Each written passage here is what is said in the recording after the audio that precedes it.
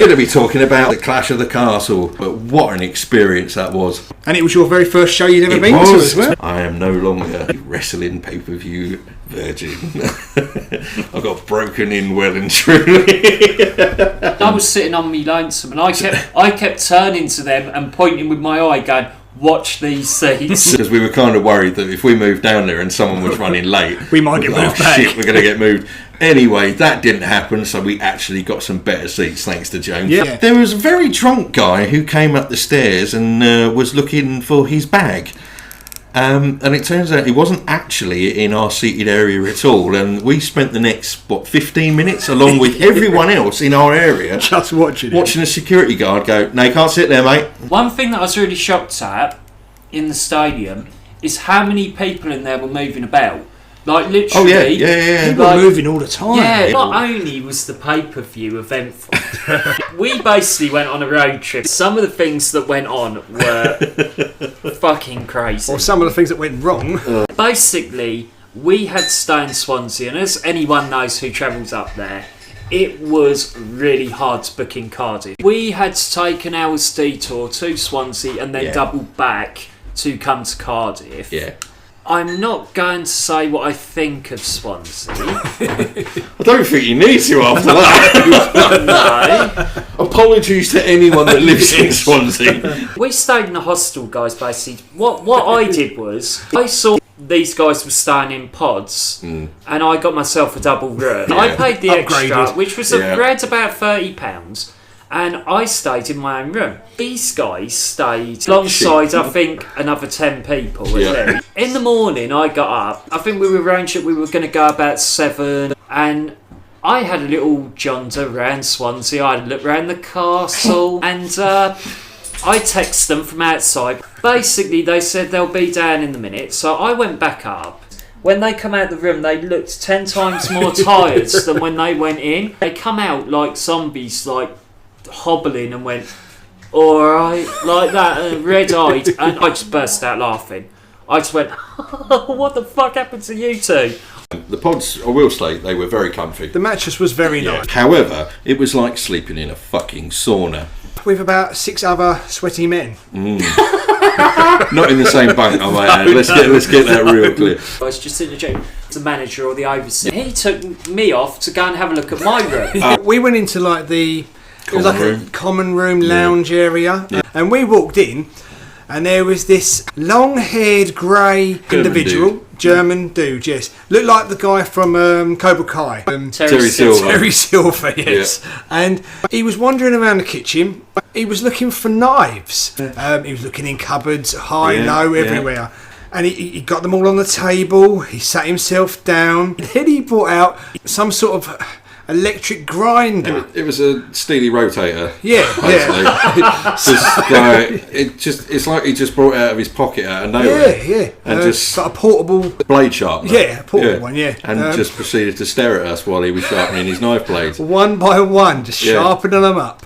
There was another guy in there as well, just sitting on the sofa. He disappeared pretty quick after the knives came out. You told me a story that you imagine hearing something. Oh, yeah, no. Right, so when we came back from the show, we walked into the room first, and the first thing we were greeted with was just this pair of legs sticking out, and the rest of the body was a cover, like a duvet, over the head and the top of the body.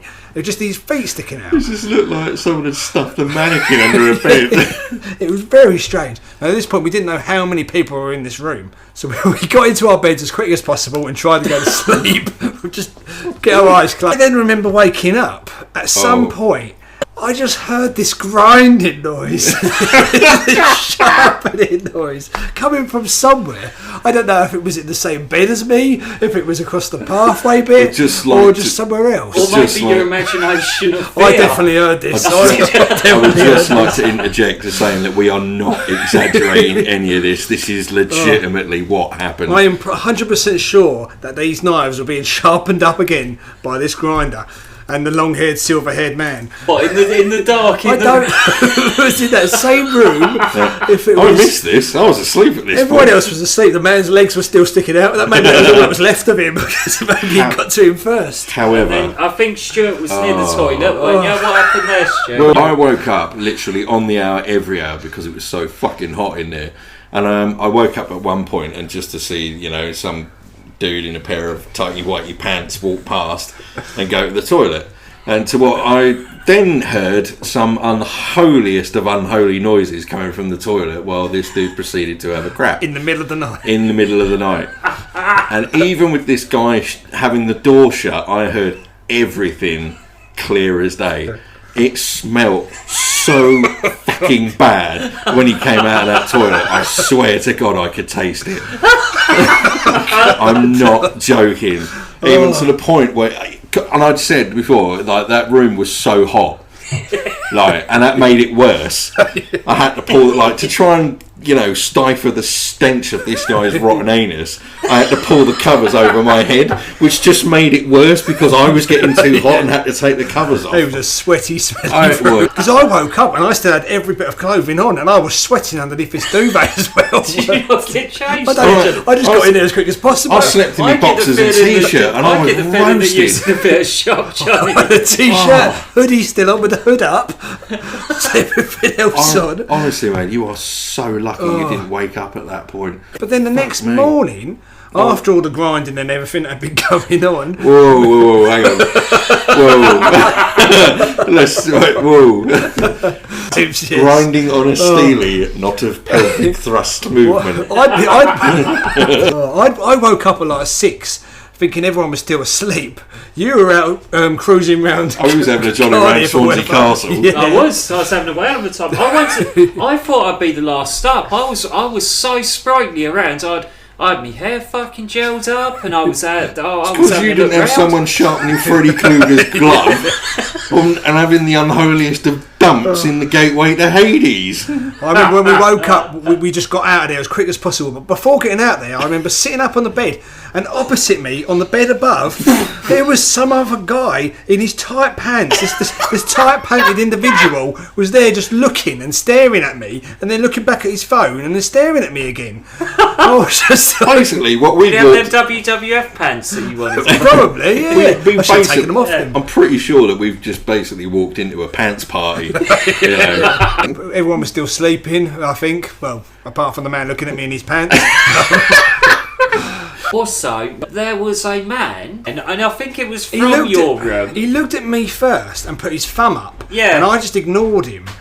I stuck my thumb up at him. Do you think that this guy was just hiding away somewhere and gave us a thumbs up of saying, fair play, you got out. You got out. Yeah. And then he got pulled back into the shadows by the hairy knife man.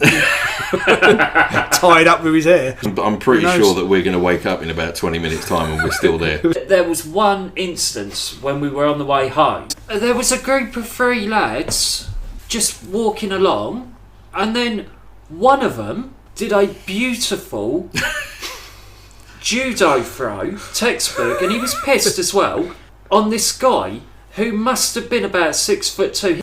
And this guy went down with a fucking right foot on the concrete, yeah? And he didn't move. I'm thinking, is that guy actually alright? There was a guy lying on the floor. He was in his 60s. Just casually asleep on the floor. He was all dressed up, wasn't he? Oh yeah, dressed up to the nines. He'd go, right, I'm going for a kip now, and it's all in the middle of the town. However, wow. The last one that I'm going to bring up, when we first got to the car park, which was 3-minute walk away as we found out on the way back, we followed the sat-nav to the hostel.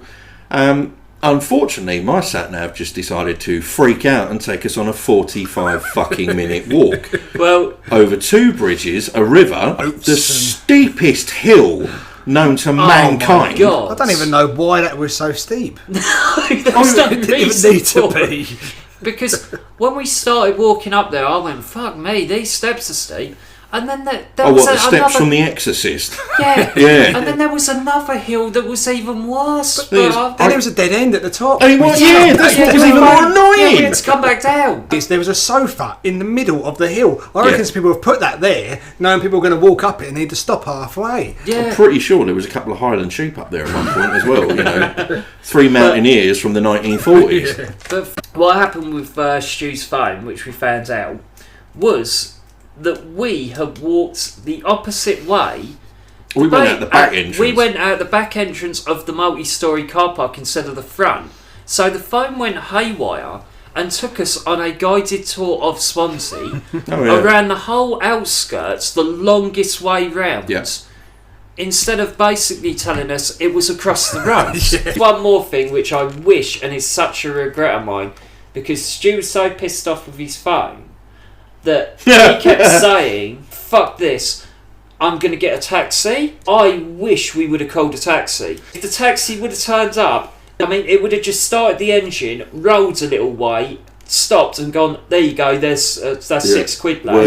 It was that close. Anyway. Me and Johnny were looking at each other laughing. I was on the waves. I knew that something was up. I was still pissed off.